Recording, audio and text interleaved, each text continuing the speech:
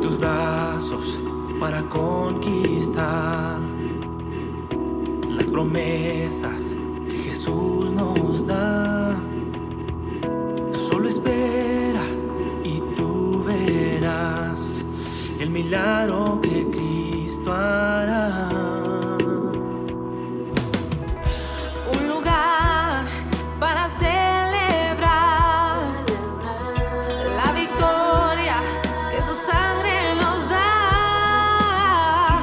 Solo confía y cree en Él, que en familia lo encontrará.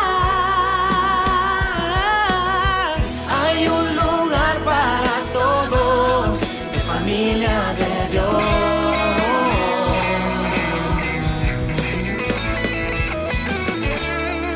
Familia de Dios.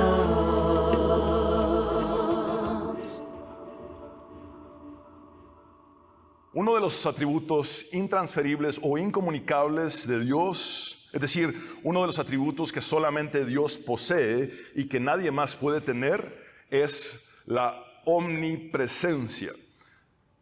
Este atributo, la omnipresencia, significa que Dios puede estar completamente presente en todo lugar al mismo tiempo, sin limitación alguna. La presencia divina abarca todo el universo infinitamente. No hay un solo lugar donde Dios no esté. El entendimiento de la omnipresencia de Dios puede rastrearse a los días del Antiguo Testamento. Por ejemplo, el Salmo 139, atribuido al dulce salmista de Israel, David, habla claramente de la omnipresencia de Dios cuando dice en su segunda estrofa: ¿a dónde me iré de tu espíritu? ¿A dónde huiré de tu presencia? Si subo a los cielos, he aquí, allí estás tú. Para el salmista, este es el punto más alto verticalmente, los cielos. Si en el Seol preparo mi lecho, allí estás tú. En la comprensión del salmista, en su teología del Antiguo Testamento, este es el punto más bajo, también verticalmente hablando, porque está hablando del reino de los muertos, el Seol. Si tomo las alas del alba o la aurora, en el entendimiento del salmista, este es el punto más lejano en el horizonte, hacia el este, oriente o levante. Y luego continúa diciendo: y si habito en lo más remoto del mar, desde la perspectiva y la ubicación del salmista, este era el punto más lejano horizontalmente en el oeste, occidente o poniente. Aún allí me guiará tu mano y me asirá tu diestra. Si digo, ciertamente las tinieblas me envolverán y la luz en torno mío será noche, ni aun las tinieblas son oscuras para ti y la noche brilla como el día. Las tinieblas y la luz son iguales para ti. El sentido es, no importa cuánto ascienda o descienda verticalmente, no importa cuán lejos vaya hacia el este o al oeste horizontalmente, no importa cuán oscuro o claro sea el lugar donde me encuentre, allí estás tú, Dios.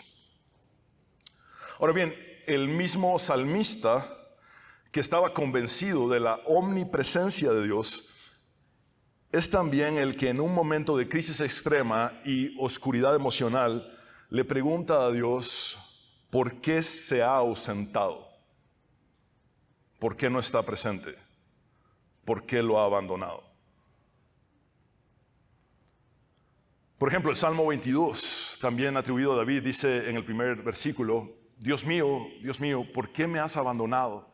¿Por qué estás tan lejos de mi salvación y de las palabras de mi clamor? Por cierto, unos 1000 años más tarde, Jesús le diría estas palabras a su Padre cuando estaría clavado en la cruz del Calvario. Si tuviéramos una máquina del tiempo y pudiéramos conversar con David, seguramente le diríamos algo así como lo siguiente: David, ¿quién te entiende? En el Salmo 139 dices que Dios siempre está presente en todo lugar. Y en el Salmo 22 dices que Dios está ausente del lugar donde te encuentras en ese momento. Las preguntas que surgen son las siguientes: ¿acaso se contradice David de un salmo al otro? ¿Está en lo correcto David cuando resalta la omnipresencia de Dios? ¿O está en lo correcto cuando enfatiza la ausencia de Dios? Lo cierto es que más allá de contradecirse y más allá de estar o no en lo correcto, David habla de la limitada experiencia humana ante un Dios tan inmensamente grande. Los salmos hablan de la vida como realmente es. Y se los digo de esta forma. Los salmos hablan de la vida como realmente se siente. Así es, esta es la experiencia humana delante del único Dios verdadero y todo trascendente. A veces sentimos que no hay lugar alguno en el que Dios no esté presente y confesamos cosas como: Dios está conmigo, Dios está con nosotros, Él nos está respaldando y estamos viendo su mano, Dios está obrando. Pero otras veces percibimos que Dios está completamente ausente. Y decimos cosas como: Dios me ha abandonado, Dios nos ha abandonado, Él no responde a nuestras oraciones, ni hace nada para ayudarnos, a Dios no le importa lo que está sucediendo. Seamos honestos, el viaje de la vida divaga entre puntos altos donde percibimos que Dios está presente y puntos bajos donde sentimos que Dios está ausente. ¿Te ha ocurrido esto a ti? Veo que muchos asienten con su cabeza, porque me ha ocurrido a mí. ¿Recuerdas o quizás estés experimentando un momento en el que estás convencido de la presencia de Dios en tu vida? O tal vez sea lo opuesto. Quizá hayas experimentado o estés experimentando un momento en el que lamentas la ausencia de Dios en tu vida, sientes que Dios está lejano e inactivo en tu vida. Es por eso que he titulado este mensaje de forma paradójica como omnipresente ausente. Omnipresente ausente. En esta ocasión quiero invitarlos a estudiar expositivamente la totalidad del Salmo 13, el cual contiene solamente 6 versículos. Y que al igual que el Salmo 142 que estudiamos anteriormente, es un salmo de lamento individual. He escogido este salmo ya que nos brinda los dos extremos del péndulo de la experiencia humana, yendo desde el sentimiento de la ausencia de Dios hasta la convicción de la presencia de Dios. Leamos la totalidad del Salmo 13 y luego nos adentraremos más detenidamente en cada una de sus 3 estrofas. Dice así la palabra del Señor en el nombre del Padre, del Hijo y del Espíritu Santo. Para el director del coro, Salmo de David, el encabezado del Salmo es este. Es parte del texto hebreo y es el equivalente a un versículo 0. Da indicaciones musicales y quién sería el autor o a quién fue dedicado el Salmo. La primera estrofa la hallamos en los versículos 1 y 2. ¿Hasta cuándo, oh Señor, me olvidarás para siempre? ¿Hasta cuándo esconderás de mí tu rostro? ¿Hasta cuándo he de tomar consejo de mi alma, teniendo pesar en mi corazón todo el día? ¿Hasta cuándo mi enemigo se enaltecerá sobre mí? La segunda estrofa la encontramos en los versículos 3 y 4. Considera y respóndeme, oh Señor, Dios mío, ilumina mis ojos, no sea que duerma el sueño de la muerte, no sea que mi enemigo diga lo he vencido y mis adversarios se regocijen cuando yo sea sacudido. La tercera y última estrofa está en los versículos 5 y 6. Mas yo en tu misericordia he confiado, mi corazón se regocijará en tu salvación, cantaré al Señor porque me ha colmado de bienes. Estaremos la mayor parte de la prédica inmersos en la primera estrofa y luego abordaremos brevemente la segunda y tercera estrofas. Vamos entonces a la primera estrofa. Este es el punto número 1. Tormenta de cuestionamientos. Tormenta de cuestionamientos. ¿Recuerdas la expresión tormenta de ideas? Que viene del término inglés brainstorming. He partido de ese concepto para tratar de explicar lo que el salmista hace individualmente en la primera estrofa del Salmo. Él hace una tormenta emocional o una tormenta psicológica de cuestionamientos a Dios. ¿Te identificas con esto? Tu situación es tan difícil, dolorosa y complicada que las preguntas no dejan de surgir. Tal cual una tormenta psicológica de cuestionamientos a Dios. En efecto, los cuestionamientos a Dios fluyen a veces desbocadamente desde las emociones más oscuras del alma en las peores crisis de la vida. Pero no creamos que somos tan únicos como pensamos. Cuestionar a Dios es una antigua tradición hebrea. Es una antigua tradición en Israel. El Antiguo Testamento evidencia esto claramente. Por ejemplo, los cuestionamientos del sufriente Job inician desde el capítulo 3 del libro que lleva su nombre. Y estos cuestionamientos no son reprimidos en absoluto y brotan sin cesar hasta que Dios aparece en el capítulo 38 del libro. Bíblicamente comprendemos que es completamente válido cuestionar a Dios, que el mismo Dios nos da el permiso de hacerlo siempre y cuando no blasfememos contra Él, lo hagamos con temor reverente y no lo maldigamos. Esa fue la clave de Job. En la primera estrofa del Salmo 13, el salmista presenta un cuestionamiento tras otro a Dios. Por eso denominé este punto como tormenta de cuestionamientos. Prácticamente casi no termina de dar un cuestionamiento y ya está listo para dar el otro cuestionamiento y el otro y el otro. Él dice, ¿hasta cuándo, oh Señor, me olvidarás para siempre? ¿Hasta cuándo esconderás de mí tu rostro? ¿Hasta cuándo he de tomar consejo en mi alma, teniendo pesar en mi corazón todo el día? ¿Hasta cuándo mi enemigo se enaltecerá sobre mí? He subrayado para ustedes las 4 ocasiones en las que aparece la expresión hebrea ad aná, que se traduce a manera de pregunta como ¿hasta cuándo? Por favor, repitan conmigo, ¿hasta cuándo? El cuádruple énfasis en cuestionar o preguntar ¿hasta cuándo? Habla de una intensa situación adversa en curso que pareciera que nunca va a terminar. Normalmente, cuando nos divertimos, sentimos que el tiempo pasa volando. Pero cuando la vida se torna difícil, las horas pasan lentamente. Podemos aguantar algo si sabemos cuánto tiempo durará. Sin embargo, los problemas pueden ser insoportables cuando no se vislumbra un final para estos en el horizonte. La desesperación desde la perspectiva del salmista es que Dios siga permitiendo con su ausencia y lejanía, con su inacción, que su sufrimiento continúe indefinidamente e ininterrumpidamente. Generalmente soportamos mejor las pruebas breves, aun cuando éstas sean duras. No obstante, las pruebas a largo plazo van deteriorándonos y consumiéndonos emocionalmente e incluso llegando a afectarnos físicamente. La incertidumbre de no saber cuánto durará una prueba y el hecho de tampoco saber si Dios hará algo al respecto es extremadamente desgastante y nos lleva al punto de sentir que no aguantamos ni resistimos más. Para empeorar las cosas, el salmista no parece saber ni tener la más remota idea del porqué de su prolongada aflicción. Esto podemos inferirlo muy fácilmente porque el Salmo 13 no contiene una confesión de pecado, ni arrepentimiento, ni culpa alguna que provocara la larga prueba que el salmista está padeciendo. Es por eso que la única explicación que el salmista encuentra es que Dios está ausente, que el omnipresente está ausente, que Dios se ha alejado de él y lo ha abandonado. El Salmo 13 no nos brinda la información exacta de cuál era la dificultad de David, pero esa es una ventaja para todos nosotros, ya que sea cual sea nuestra situación, esta puede ajustarse y encajar perfectamente en este Salmo.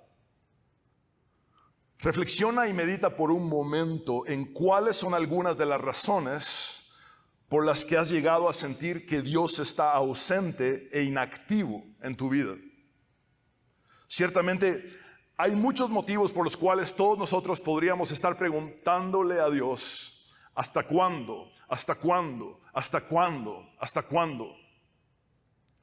En esta primera estrofa del Salmo 13 vemos que aparece en 4 ocasiones, como ya se los he dicho, la expresión hebrea ad aná, que se traduce como ¿hasta cuándo? Estos 4 hasta cuándo dan la impresión de fungir como escalones que van pronunciadamente hacia abajo hasta tocar el fondo de las emociones más oscuras. Es decir, cada vez que el salmista cuestiona a Dios diciendo un hasta cuándo, desciende un escalón más y otro más y otro más y otro más en su estado emocional hasta tocar fondo. El primer escalón descendente o que va hacia abajo lo vemos en la primera parte del versículo 1. El salmista dice, ¿hasta cuándo, oh Señor, me olvidarás para siempre? Aunque aquí vemos dos preguntas en la traducción al español, en el hebreo es una sola pregunta. La pregunta va de corrido. ¿Hasta cuándo, oh Señor, me olvidarás para siempre? El salmista se queja de que Dios lo ha olvidado completamente. Siente que su vida ya no le importa a Dios y como resultado de esto, Dios ya no le presta atención ni le brinda su cuidado. Cuando nos sentimos olvidados por Dios, decimos para nuestros adentros, si Dios se hubiera acordado de mí, no habría permitido que esto sucediera y ciertamente no permitiría que esto continuara afectándome aún. Pero, ¿puede Dios olvidarnos realmente? ¿Qué piensan ustedes? ¿Puede Dios olvidarnos realmente? Por supuesto que no. Dios dice por medio del profeta Isaías, ¿puede una mujer olvidar a su niño de pecho sin compadecerse del hijo de sus entrañas? Y hago una pausa aquí. Señoras, mamás, ¿ustedes podrían?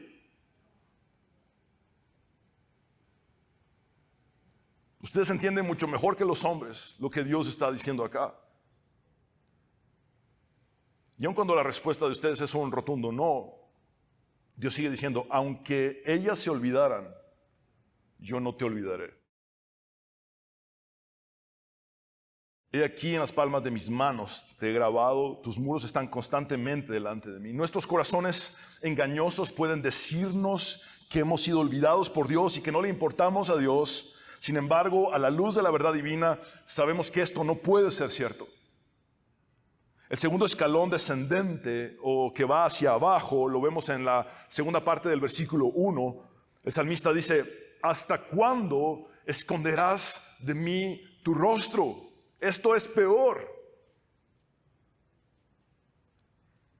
Por eso sabemos que con cada pregunta o cuestionamiento el salmista se va hundiendo más y más. Pero ¿por qué es peor esconder el rostro que olvidar? Esconder el rostro es peor porque implica en una sola palabra lo siguiente: rechazo. El salmista percibe que Dios ha hecho esto: voltear su rostro, que le ha dado la espalda. Y se siente, además de olvidado por Dios, se siente rechazado por Dios. Si Dios solo me ha olvidado, entonces cuando se acuerde de mí, se acercará y hará algo por mí. Pero si Dios ha ocultado intencionalmente su rostro, entonces sabe que estoy aquí, lo que estoy padeciendo, y conscientemente ha decidido ignorarme, ausentarse y no intervenir en mi vida. El ocultamiento del rostro de Dios es una expresión de alienación y maldición. Qué terrible es para una persona sentir que Dios la ha abandonado y rechazado. El tercer escalón descendente o que va hacia abajo lo vemos en la primera parte del versículo 2. El salmista dice, ¿hasta cuándo he de tomar consejo en mi alma, teniendo pesar en mi corazón todo el día? Esto denota también la soledad del salmista. No le queda más que pedirle consejo a su alma. Esto es porque si va a Dios, Dios no está. El omnipresente está ausente. Si va a Dios y le pide consejo, él siente que Dios ha volteado su rostro y lo ha rechazado. Y entonces Dios no responde, Dios no le da consejo, pero está totalmente solo. Si busca a alguien que le dé consejo, no encuentra a nadie. Está en una soledad total. Entonces no le queda más remedio que buscar consejo de su propia alma. Al sentirse abandonado y rechazado por Dios, el salmista, en su confusión total, al no entender nada, hace una introspección interna y consulta con su propia alma. ¿Te identificas con esto? ¿Estás confundido y no entiendes nada? Dios no parece escucharte ni responderte y no hay quien te dé un buen consejo. Entonces consultas con tu propia alma para tratar de encontrar un motivo, una razón por la cual estás sufriendo tan prolongadamente. Para nadie es un secreto que los seres humanos tratamos de encontrar siempre una explicación para todo lo que nos pasa. Y en el contexto de la iglesia evangélica caemos en conclusiones erradas, místicas y supersticiosas sin sentido, por desgracia, muy fácilmente. Generalmente, cuando hacemos esta introspección y le pedimos consejo a nuestra propia alma, nuestro corazón es engañoso. Sacamos a relucir pecados y culpas del pasado, nos descalificamos a nosotros mismos y nos preguntamos si Dios realmente nos ha perdonado, si Dios nos está castigando. Nuestros pensamientos y sentimientos se tornan oscuros y nuestro concepto de nosotros mismos se torna pesimista y fatalista. Nos sentimos defectuosos y fracasados. El salmista dice en la segunda parte del versículo 2 que el pesar en su corazón le dura todo el día. El pesar en su corazón le dura todo el día. La palabra para pesar en hebreo es yagón, que puede traducirse también como tristeza o pena. Esto nos muestra sin lugar a dudas que la agitación del salmista es principalmente emocional. Él se encuentra en una tormenta emocional. Y de esa tormenta fluyen cuestionamientos y cuestionamientos y cuestionamientos.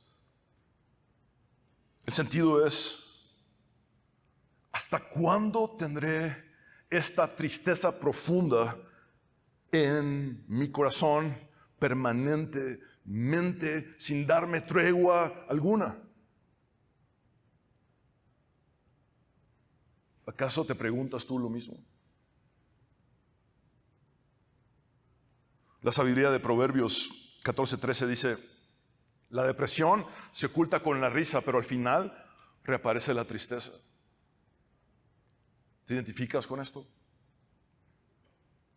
Charles Spurgeon, el gran predicador del siglo XIX, conocido como el príncipe de los predicadores, fue completamente vulnerable y transparente al decir desde el púlpito de la Iglesia Tabernáculo Metropolitano de Londres lo siguiente: soy objeto de depresiones de espíritu tan espantosas que espero que ninguno de ustedes llegue nunca a extremos de miseria como yo.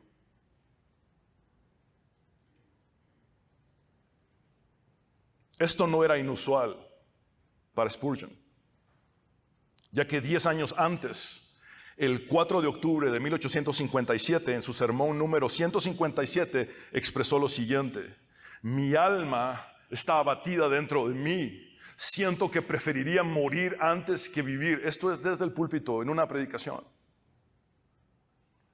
Él está confesando pensamientos que rozan con el suicidio. Necesito sus oraciones, necesito el Espíritu Santo de Dios, y sentí que no podría predicar hoy, a menos que predicara de tal manera que los anime a ustedes y me anime a mí mismo en la buena obra y la labor del Señor Jesucristo. Ciertamente necesitamos en nuestros días más de esta vulnerabilidad y transparencia que Spurgeon mostró en su ministerio.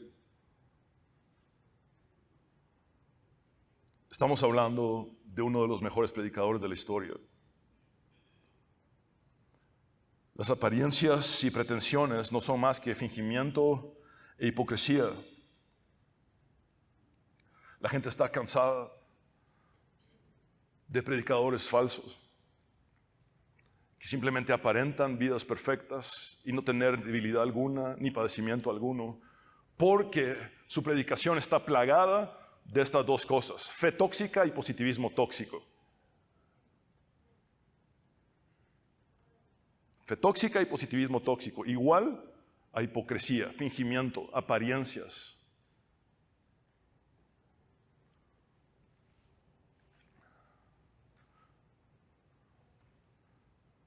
nuestra vulnerabilidad y autenticidad, nuestro quebrantamiento, dan esperanza a quienes padecen lo mismo que nosotros.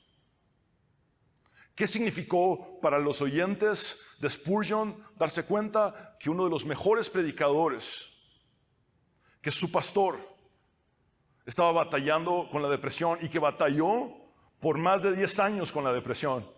¿Qué significó para ellos esa vulnerabilidad y transparencia? Esperanza, darse cuenta, él está pasando por lo mismo que yo. Seguramente muchos de sus oyentes dijeron, eso es lo que me pasa a mí. Eso es exactamente lo que me pasa, es lo que estoy atravesando. Y ahora no me siento tan solo. Veo que el pastor está luchando con eso y yo quiero luchar también. Spurgeon los animaba mientras se animaba a sí mismo en medio de su lucha constante con la depresión. En el cuarto y último escalón descendiente, el salmista pregunta, ¿hasta cuándo mi enemigo se enaltecerá sobre mí? El salmista cuestiona cuánto tiempo seguirá su enemigo triunfando sobre él. David luchó contra los filisteos toda su vida. Estuvo huyendo del rey Saúl y del ejército hebreo por un periodo de entre 7 a 12 años. El sentido de esta pregunta es, ¿hasta cuándo mi más grande miedo seguirá haciéndose realidad? Es importante entender cuál es el sentido de la pregunta, porque nosotros no estamos en el mismo contexto histórico que David. Nosotros no tenemos a filisteos que están asediándonos todos los días.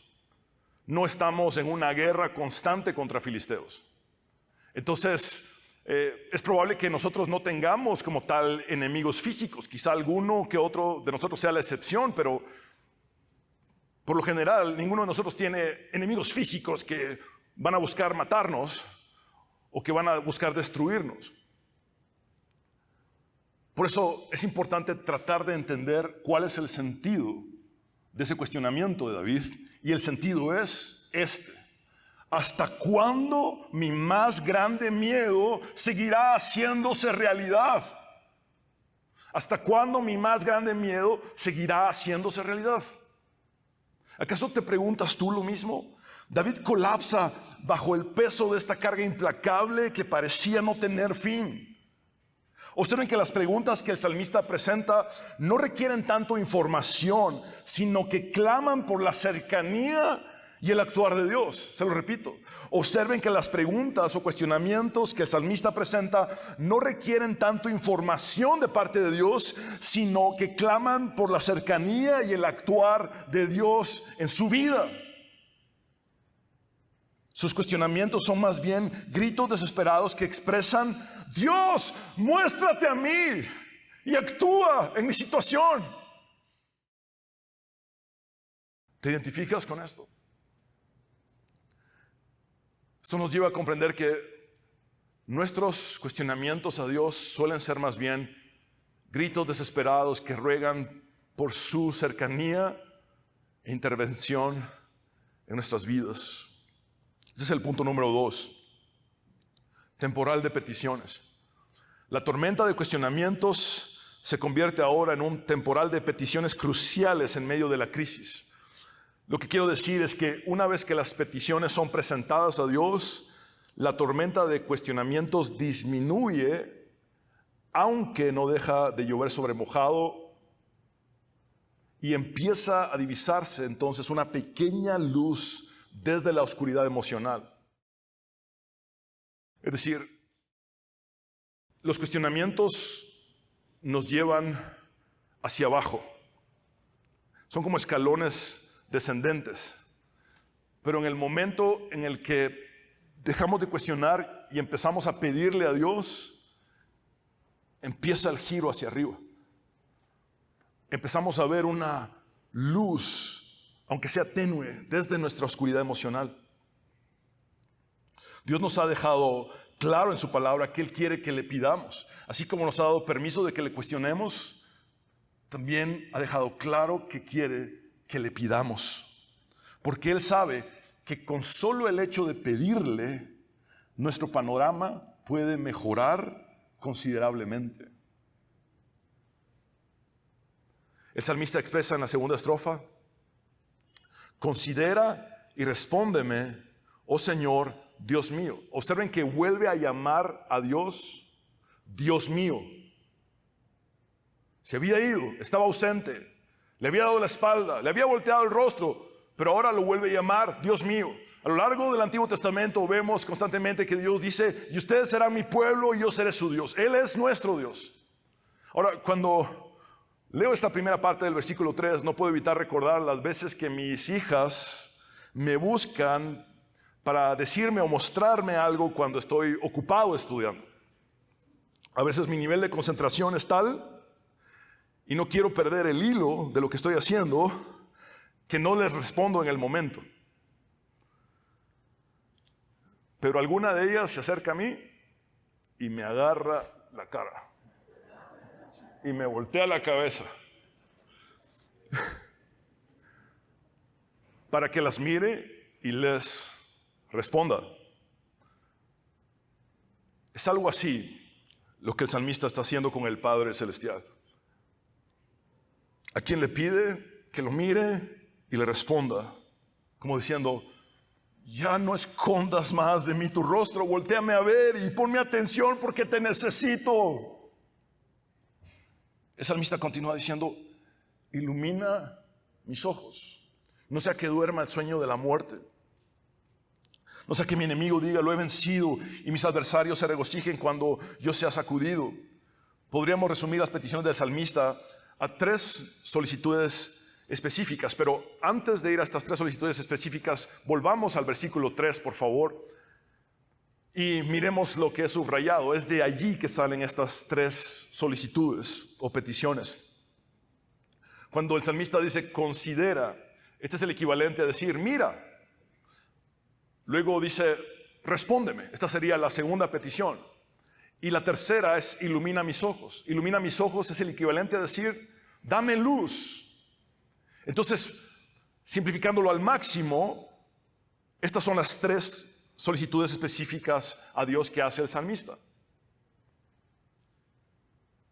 Mira, respóndeme, dame luz.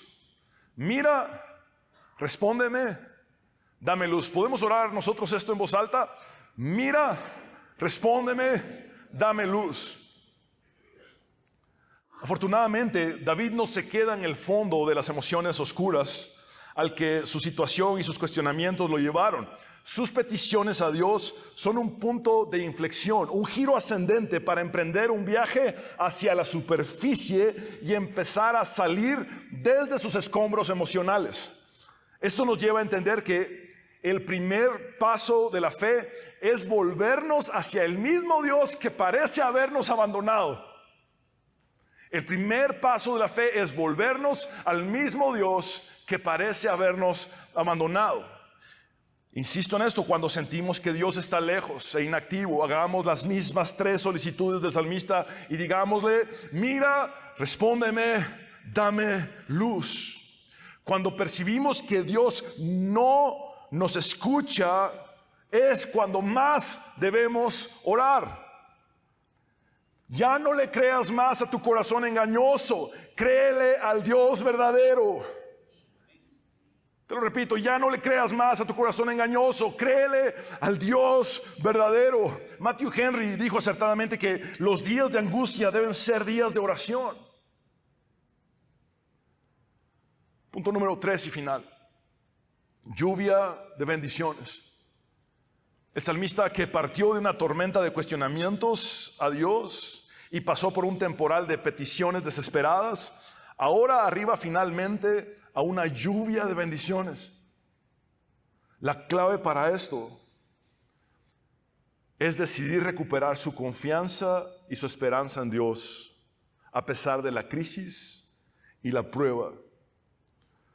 El salmista expresa en la tercera estrofa: mas yo en tu misericordia he confiado. Gramaticalmente en el hebreo vemos que hay un momento específico en el que el salmista muestra su confianza en Dios. El sentido es: a pesar de todo, decido hoy poner mi confianza nuevamente en ti, Dios. El salmista hace un cambio dramático y decisivo para bien y continúa diciendo: mi corazón se regocijará en tu salvación. Además de decidir recuperar su confianza en Dios, el salmista vuelve a depositar su esperanza en el Dios que le daría salvación completa. Hacer esto torna su lamento en regocijo, al punto de cantar. En el versículo 6 y final, el salmista dice: cantaré al Señor porque me ha colmado de bienes.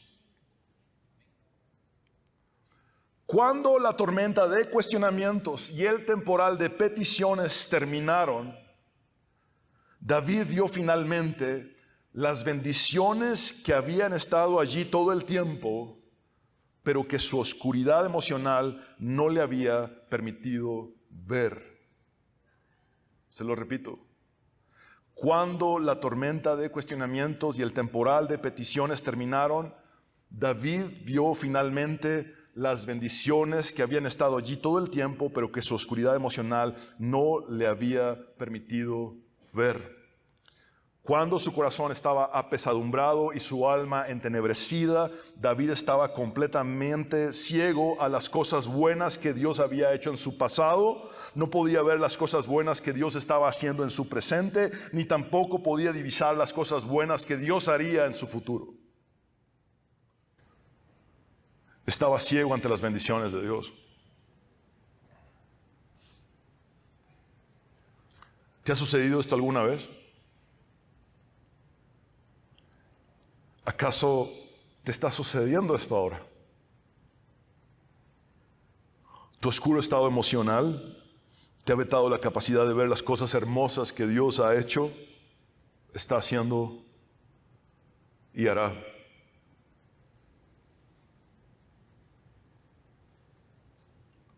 Te estás perdiendo de las maravillas de Dios, de los milagros del momento.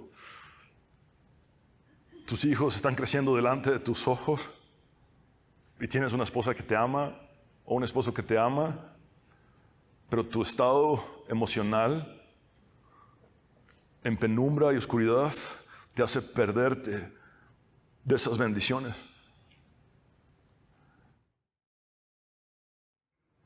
Ves cosas que simplemente das por sentado, como el haber tomado una ducha esta mañana y sentarte a una mesa a comer un desayuno, y no les das relevancia, cuando para otros todo eso sería un lujo. Para la mayor cantidad de población en el mundo, eso que hiciste hoy sería un lujo. Pero tu oscuro estado emocional no te permite ver las bendiciones de Dios. Y te estás perdiendo de cosas hermosas que Dios ha hecho, aún cuando estás en la prueba. No estoy para nada demeritando ni minimizando tu aflicción prolongada. Es difícil, es horrible, es espantosa. Pero date cuenta que las emociones oscuras nos hacen ciegos a las bendiciones de Dios. Y la lluvia de bendiciones no ha cesado. Cayó en el pasado y sigue cayendo en el presente, aún en medio de la aflicción, y va a seguir cayendo en el futuro. Sus bendiciones nos aguardan en nuestro futuro. Al igual que el salmista, pídele a Dios: ilumina mis ojos.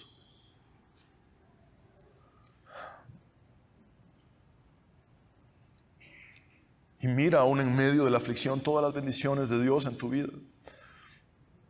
Ustedes se han convertido prácticamente en expertos en la carta a los Efesios.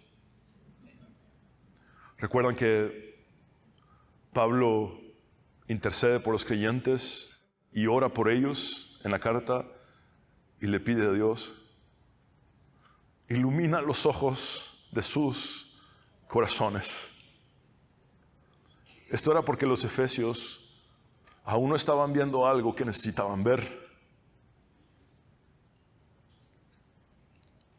Por eso la oración sigue siendo: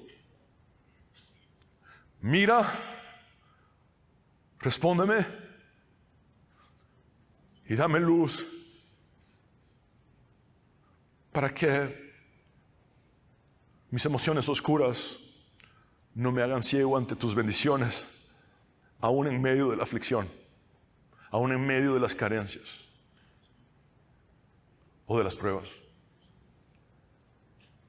Todo esto nos lleva a concluir que la verdadera esperanza, la esperanza que a pesar de todo divisa un futuro en Dios, produce alegría aún en medio de los peores problemas de la vida. Mira a Jesús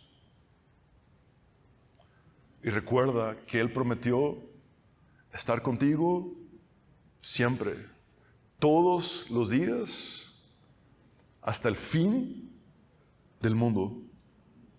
Todos los días incluye los días buenos y los días malos. Los días en que sientes que Dios está completamente presente y los días en que sientes que Dios está completamente ausente. Todos los días incluye tanto el mejor día como el peor día de tu vida. Es viendo a Jesús que te das cuenta finalmente que el omnipresente que sentiste ausente siempre ha estado presente. Siempre. Es siempre. Como pastor no tengo todas las respuestas.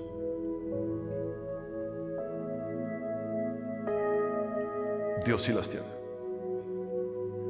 Y por algún motivo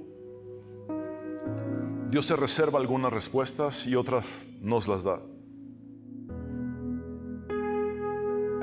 Como pastor, la pregunta más difícil de responder en consejerías muchas veces es algo así como esta. Pero ¿dónde estaba Dios cuando me abusaron de niño? Si Él es omnipresente, ¿dónde estaba Dios cuando fui abusado? ¿Dónde estaba Dios cuando sufrí este descalabro? ¿O dónde estaba Dios cuando pasé por un divorcio? ¿O dónde estaba Dios cuando sufrí un trauma severo en mi vida? Y la única respuesta que puedo dar es: Él estaba allí. Probablemente llorando a tu lado. Probablemente gimiendo con gemidos indecibles por lo que te estaba ocurriendo en un mundo caído, injusto. Pero Él estaba allí.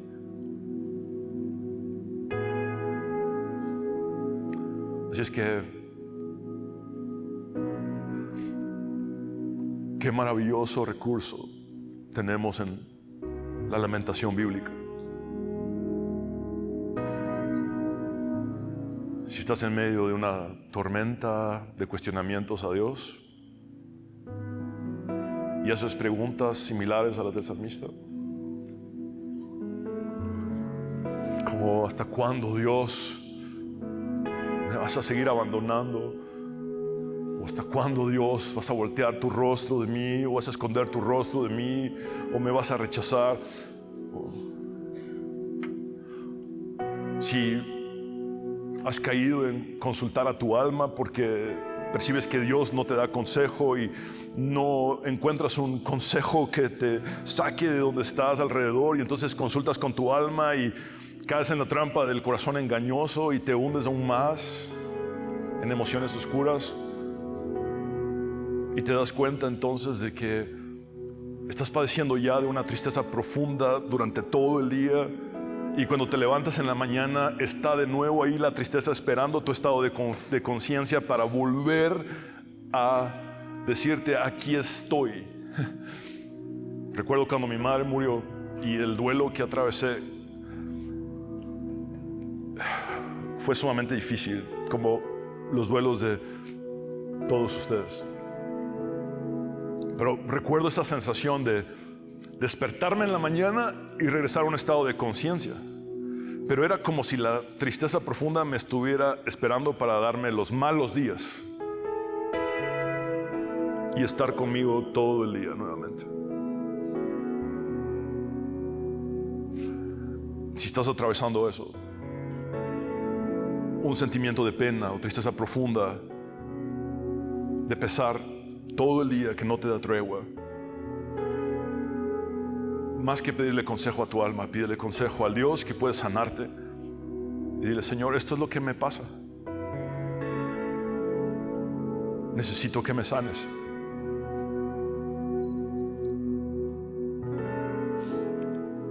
Cuando la tormenta de cuestionamientos está tan fuerte y empiezas a presentar peticiones, vas a notar que la tormenta va a bajar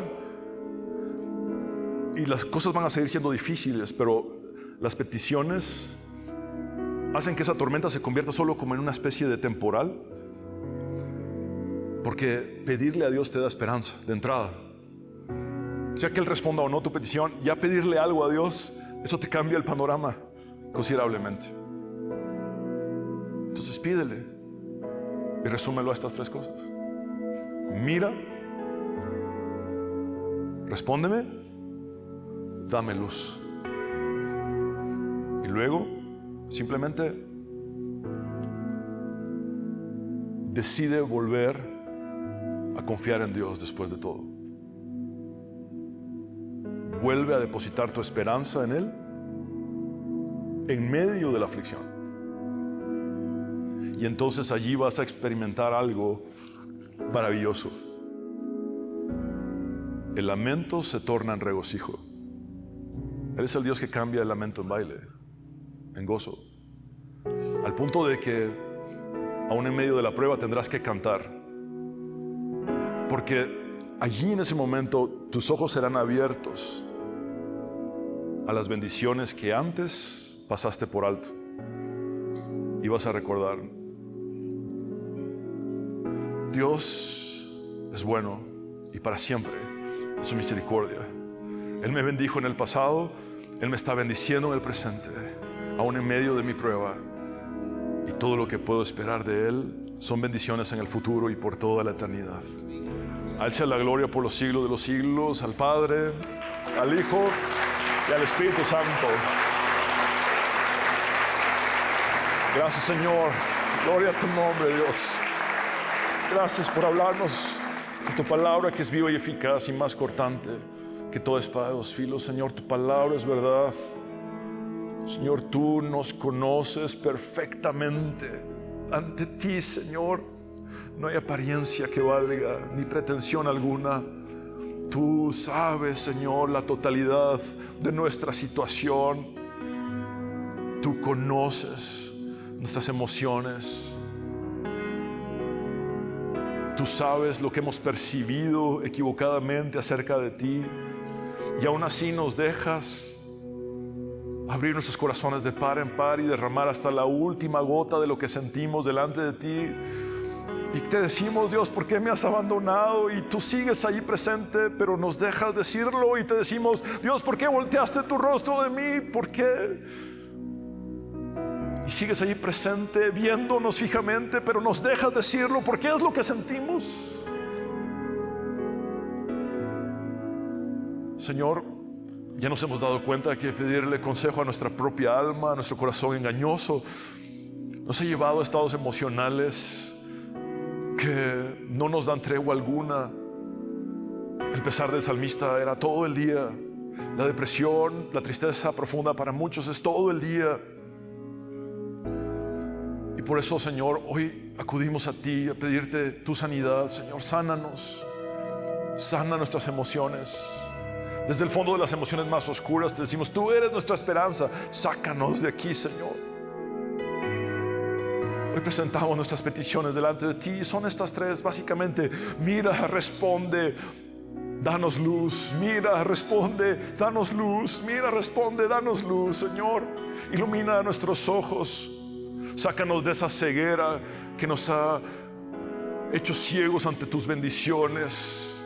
Señor, es cierto, la prueba está muy difícil y ha durado mucho tiempo, pero nos has dado bendiciones en el pasado y aún en medio de la tempestad presente nos sigues dando bendiciones, y nuestro futuro sigue expectante de bendiciones en ti. Ayúdanos, Dios, a entender que la vida no debe ser perfecta para disfrutarla en ti, que al final es uno de los grandes mensajes de Eclesiastés y de la sabiduría bíblica. No necesito circunstancias perfectas para tomar decisiones, ni para actuar, ni para ser feliz en Dios, porque nada funciona perfectamente bajo el sol, pero Dios sigue siendo perfectamente bueno. Así es que gracias, Dios, por permitirnos disfrutar nuestra vida imperfecta en el Dios perfecto que eres tú. Gracias por las bendiciones. Y perdónanos por todo aquello que dimos por sentado, o aquello que para muchos sería una bendición y nosotros menospreciamos, como haber tenido pan sobre nuestra mesa. Señor, que podamos ser realmente agradecidos y regocijarnos en ti. Hoy hacemos un giro ascendente y depositamos nuevamente nuestra confianza y nuestra esperanza en ti, al punto de cambiar nuestro lamento en regocijo y cantarte, Señor, cantarte a ti de alegría porque nos has colmado de bendiciones. Quiero hablar contigo, hombre y mujer, que necesitas entregar tu vida a Jesús. Haz esta oración de fe conmigo. Habla con Dios como nunca antes lo has hecho y dile: Señor Jesús, sálvame. Reconozco que soy pecador, pero también sé que tú moriste en la cruz para perdonar mis pecados. Creo en tu resurrección al tercer día, que has vencido a la muerte, y recibo el regalo de la vida eterna. Me entrego a ti, me rindo a ti tal cual estoy. Cámbiame y transfórmame. Sé el Señor de mi vida. Gracias, Jesús. Es en tu nombre, el único nombre bajo el cielo dado a los hombres en el cual podemos ser salvos, que hemos orado. Tu nombre, Jesús. Amén y amén. Abre tus brazos para conquistar las promesas que Jesús nos da. Solo espera y tú verás el milagro que Cristo hará.